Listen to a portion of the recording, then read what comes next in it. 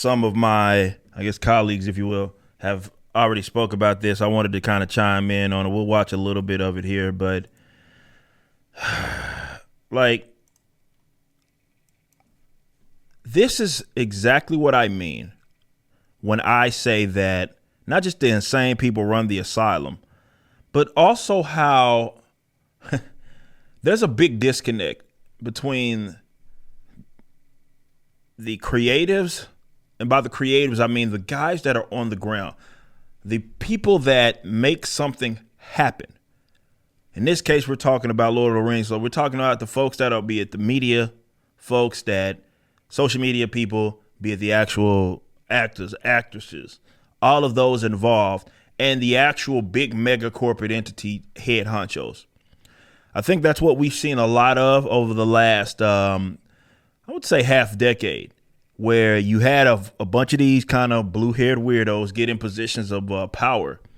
And usually they act as the liaison or the middle folk between CEO, all of those people, and the folks down on the ground. Now, oftentimes, sometimes, let's say that, I don't say often, sometimes you get to where the CEO is a raging dipshit.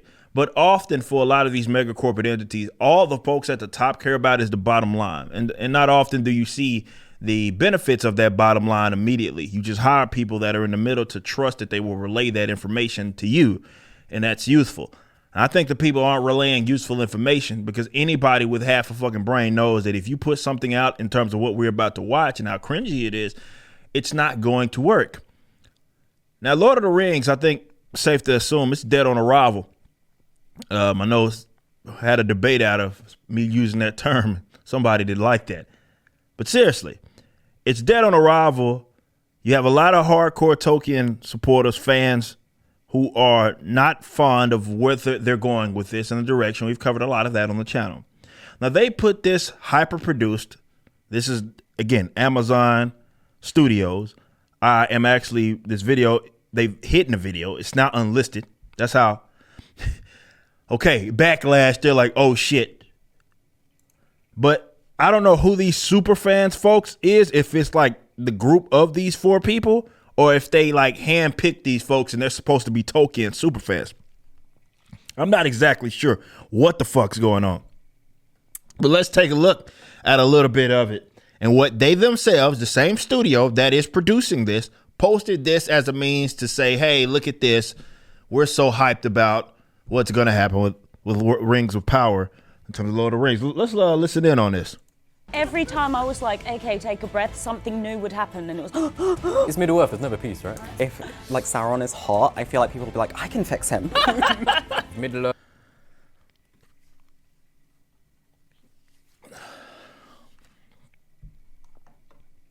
Got goosebumps, man, like levels of cringe right now. Which that's like a level 5 cringe if we're looking at it from the perspective of health. It doesn't get higher than that. Holy shit. Earth had like a club. Yo, this tune is banging! Awestruck, mystified and starstruck. Wow. Haven't you ever wondered what else is out there? And I'm so excited. All right, so let's see I want to know who these people are. Video's new epic fantasy series, The Lord of the Rings, The Rings of Power. Just dropped with a teaser trailer, and I'm here with the Fellowship of Influencers, Chanel, Joel, and Kelsey. How you guys doing? Okay, so they're the Fellowship of Influence. So they're not like, all right, so it wasn't a super fan. They're just calling them super fans. Please, chat, correct me if I'm wrong. These are not like, it's not a group that calls themselves the super fans. They're just some hand-picked influencers by way of Amazon to shield for this fucking piece of dog shit. Or at least minimum, let's say this, it was mediocre in terms of what people expect from I don't know how much money they spent on this, an upward of a fucking $1 billion, or how much amount of money they spent on it. It's not what living to the expectation. The trailer looks just like some regular fantasy universe, doesn't really look like the Lord of the Rings. So they're just handpicked guys that they're going to say are going to shield this shit. very excited after watching that. Come on. very intrigued to just see everyone else's thoughts and just gather what we all think. That's what we're here for. That's what we're here for. All right, 3 words to describe the Rings of Power teaser trailer. Go. Okay. Breathtaking. I literally didn't breathe. Exhilarating and intriguing. I didn't notice that you weren't breathing. Yeah, I was going to call first stage. It was like I was trying, but every time I was like, okay, take a breath, something new would happen. And by the way, this isn't I want to be clear. This isn't unlike what other studios have done. Marvel's done this shit before where they get a handful of hand-picked people that they want to come shield for it. And I'm pretty sure the rules are don't say anything bad about the fucking trailer. And then it was Literally, like, and I was like, are you gonna fall off your chair? Joe, what about you? Oh, I would say like expansive, because Yeah. we're getting this like whole new look into the second age on screen, and it's gonna be so amazing. I also want to say representative, because we're getting like more diversity within. I'm done, guys. I'm done. We watched enough. I don't have time for this. It's dead on arrival, okay? I know, I get it. Some of y'all wanted to give this a chance because you thought Lord of the Rings, because it was Tolkien, was above all of the bullshit that we've been seeing in media for the last years. I don't know, but they aren't the exception. They came and went franchise to franchise, destroying it with these things that none of us actually give a shit about. So these guys, and remember, context is important here. It's very important, if not the most important thing about all of this. Context. This was put out there by Amazon's YouTube, okay? So they got these guys to shield for it, meaning that you already know there's probably a list. They went through the rundown. A mega corporation is going to do that. A list of things you can say, you can't say, type of things. If you don't think that whatever that guy, if that's, I don't want to misgender this person, they, them, whatever they are. If you cannot sit up here and say that point that the fool just made regarding representation and all that other cornball shit that we've been dealing with other forms of media wasn't a point of emphasis. It, of course, was a point of emphasis. That's what Amazon themselves wanted to highlight. Maybe again, like I said in the beginning of the segment, it's because of bad information that's being presented to them. There's no reason to get hype about this shit, or rather hold out hope. There's no reason to, like, for one, I've said before, you do not owe these companies any sort of optimism. If anything, you are the customer. Treat yourself with some sort of fucking dignity, man. It's on them to prove to you that that shit is worth buying. Not you give them the benefit of the doubt. You've seen what getting the benefit of the doubt has gotten people that are among this sort of nerd culture, if that's what you want to call it. You've seen where that's gotten you, and it's gotten you burned. Now, I'm a broken record at this point, but one thing I've learned in radio is that you have to repeat yourself. I think we're just going to have to let these things die. It's just simple as that. Now, what I mean by that is, of course, you have the books. I have my old Marvel stuff. I have my old DC stuff. None of that stuff is going certainly anyway, and I'm not telling you to burn the shit. What I'm saying is the material that is going to be produced that has that brand upon which you recognize and you expect, let's say, some sort of exceptionalism from is gone. Okay? And there is no reason to sit up there and give them the benefit of the doubt as they tell you that this is about something, and they have injected their own individual and the creatives and people that are involved in this par for the course and the times. Everybody cares so much about diversity and representation and being representative. First of all, it's narcissistic bullshit. But that's not what Tolkien's work was necessarily about.